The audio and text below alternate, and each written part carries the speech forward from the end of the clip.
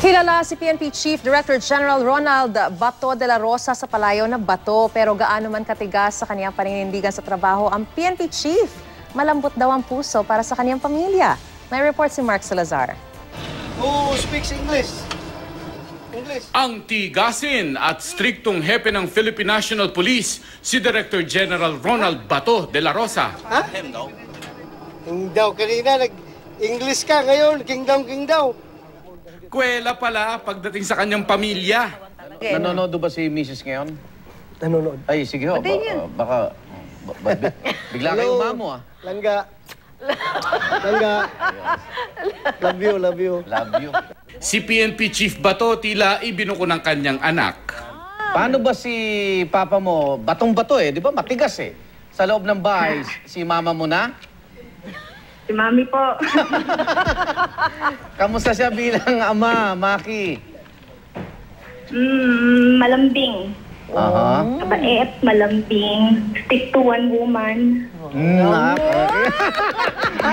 Dadagdagan daw yung baon mo. Malapit daw kay Bato ang tatlo niyang anak. Yung sila tatlo malapit sa akin. Pero yan, parang yun yung aking lucky charm. Dahil siya ay pinanganak ng February 29, 1992. That's February 9, Dad. Ano? February 9. February 9, 1992. Tapos ako, what a coincidence ha? Inisyuhan ako ng tsapa long time ago. Inisyuhan ako ng yung PNP badge namin. Ang badge number ko, O-02992. Birthday niya. Oh, birthday niya. Wala pa, hindi pa siya pinanganak. Nasa akin na yung badge na numero yun. na yun. Okay. Hindi pala. Pinanganak na pala siya. Tapos inisyu sa akin yung badge. Approve kaya ang hepe kung may nobyo na ang kanyang dalaga? May boyfriend ka na? Nakikinig ba si Daddy? Hindi. Susan, kausapin mo muna, Susan.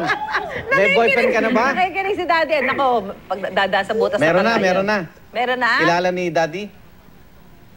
Dad, ano na po? Kilala ko yung boyfriend niya. Si Maki rin daw ang pasimuno ng naging viral na picture ni Bato. Hindi ko alam na pinost niya. Tapos nakita ko na lang nandoon na. Sige na, pabayaan mo naman.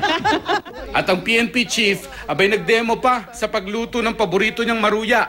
Laki raw sila sa hirap kaya maruya ang madalas kinakain. Si Mrs. daw, lumaki sa may kayang pamilya kaya French toast daw ang nakasanayang iluto. Nung una mo natikman yung French toast ni Mrs., anong reaction mo? Sinundan ko kagad ng French kiss.